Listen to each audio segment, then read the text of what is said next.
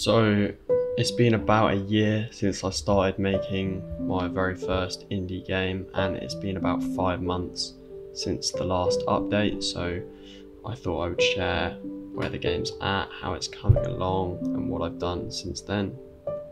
So the first thing I did was redo the sound system in the game. I really was not a fan of the stock music that I had playing. It was just this kind of celestial background music, and although it did fit the calming aesthetic, it really didn't fit the quality that I wanted for the end result of my game. So I went on a website called mynoise.net. You can pay a one-time fee of £5 and you get access to all of the sounds that they use on their website. And this website is really amazing. Shout out to what the guy's doing there. What it does is he goes to various locations around the world covered with very high quality microphones and picks up all of the different sounds, so you can then tweak it to how you want it. For example, he has a seaside sound, but then there's loads of sliders, so you can control how much of the wind volume, the sea volume, the crashing against the shore, the waves themselves, the trickles of rock pools and stuff like that. So that was really useful. I implemented the first sound of that into my game, which will be the main one for the island, which has some rain, wind, creaking trees for the forests, and some birds in the background. I will also be implementing one for the seaside and also another sound for the top of the mountain in the future.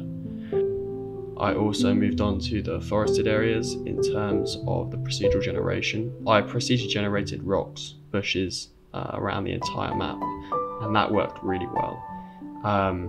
But when it came to trees, it didn't work so well. I was using fairly basic procedural generation code, and it just covered the entire map with fir trees. The player couldn't move anywhere. So at the moment I'm learning more complex procedural generation code, but for now I've implemented some trees by hand just to get a feel of what that's going to look like in the end result. I've also been working on what kind of buildings there are going to be on this island, just in terms of balancing an interesting lore aspect to the island, but not detracting from the overall goal of my game, which will be to decrease stress. I had the idea for an enterable lighthouse on one end of the map, which would also be a good docking area for the boat, as well as an observatory and a small village. I've begun designing the observatory in the small village, but at the moment I'm just using placeholders within the map. In the future, I will also be implementing flock systems of birds that fly dynamically around the map. To my progress with the game so far, I hope you like it. And if you have any feedback for me in terms of the game itself, please consider leaving it down in the comments below or subscribing so you can see future progressions in my future videos. Thank you.